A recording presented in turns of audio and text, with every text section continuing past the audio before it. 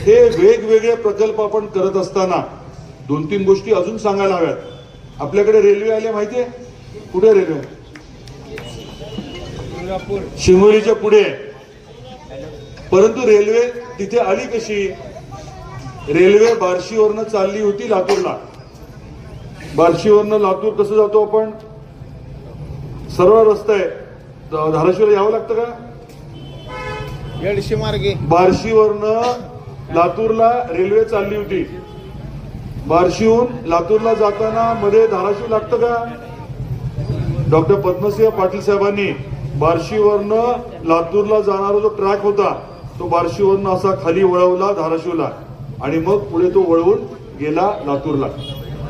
पहिलं स्टेशन झालं. आता ते आपण पुढे कसं नेतोय तर धाराशिवला जंक्शन करतोय. रेल्वेचं जंक्शन कळतं तुम्हाला?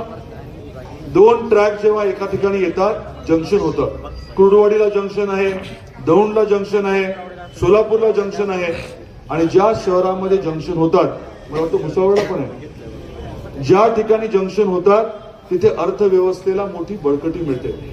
मोठ्या प्रमाणामध्ये तिथे उद्योग व्यवसाय येतात आणि रोजगार निर्मिती होते. तर आपण निर्णय घेतला की धाराशिवला कनेक्टिव्हिटी द्यायची. सोलापूर, तुळजापूर, धाराशिव ही रेल्वे करायची. 2019 मध्ये मोदी साहेबांनी त्याचं भूमिपूजन केलं. असं ठरलं होतं की 50% रक्कम केंद्राची आणि 50% रक्कम राज्याची.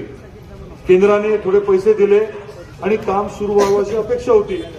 परंतु मध्येच ठाकरे सरकार आलं. ठाकरे सरकार आल्यानंतर त्यांच्या 2.5 वर्षात त्यांनी आपल्या धाराशिव, तुळजापूर, सोलापूर रेल्वेच्या प्रकल्पाला 50% ठरलेल्या हिश्श्यापैकी 1 रुपया देखील दिला नाही. मी प्रचंड पाठपुरावा केला. मी तत्कालीन जे परिवहन मंत्री होते अनिल परब साहेब त्यांच्यावरती मी हक्कभंग आणला विधानसभेत, परंतु शेवटपर्यंत त्यांनी रुपया दिला नाही. आपलं सरकार आलं, तातडीने पैसे दिले, त्याचं टेंडर झालं आणि कामाला आता सुरुवात देखील झालेली आहे. मला वाटतं युद्ध पातळीवरती काम आहे आणि पुढच्या काही महिन्यामध्ये ते पूर्ण देखील होईल. कुठलं? धाराशिव ते तुळजापूर. आता पुढचं काम देखील वाढलंय, ट्रॅक वाढलाय. सोलापूरमध्ये भूसंपादन करायचंय. या प्रकल्पाला सुधारित प्रशासकीय मान्यता 1 महिन्याभरापूर्वी आपल्या सरकारने दिली, 15 दिवसापूर्वी दिली असेल.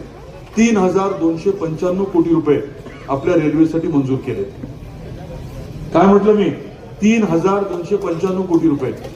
त्यांनी काय होणार आहे तर सोलापूरची कनेक्टिव्हिटी आपल्या धाराशिवला होणार आहे. हा अतिशय महत्वाचा निर्णय आहे.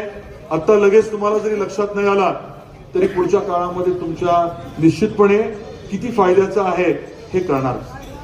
रेल्वेच्या माध्यमातून प्रगती प्रचंड प्रमाणात होते. हे काही मी आपल्याला वेगळं सांगायला नको.